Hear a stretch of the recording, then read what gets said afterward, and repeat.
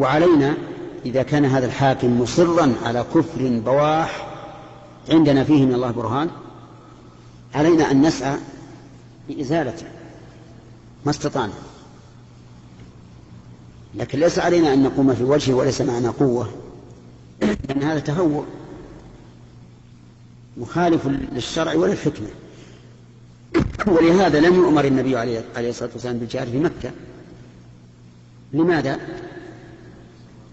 لأن ليس معه قوة يستطيع بها أن يخرج هؤلاء من مكة أو يقتلهم.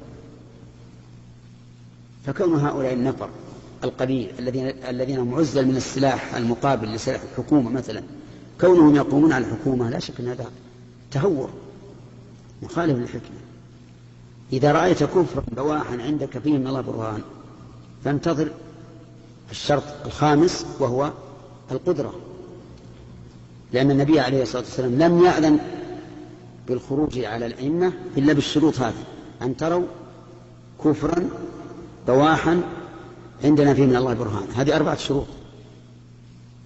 الشرط الخامس اللي هو شرط الوجوب، لأن الشروط الأول شروط الجواز، الشرط الوجوب أن يكون لدينا قدرة على إزالة هذا الحاكم وحكومته.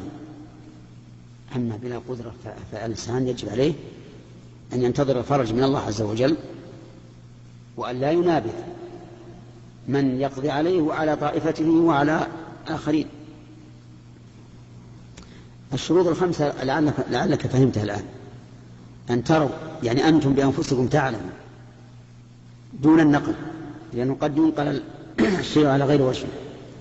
كفرا لا فسقا، فالحاكم لا يجوز الخروج عليه ولو فسق بأكبر الفسوق ما عدا الكفر. يعني لو كان يزني، يشرب الخمر، يقتل بغير حق، لا استحلالا ولكن ظلما، فإنه لا يجوز أن نخرج عليه. كفرا بواحا صريحا يعني ما في التأويل. أما الكفر الذي فيه التأويل فقد يكون هذا الحاكم متأولا. عندنا فيه من الله برهان يعني عندنا دليل من الكتاب والسنة دون الأقيسة التي قد تخطئ وتصيب. هذه 4 شروط.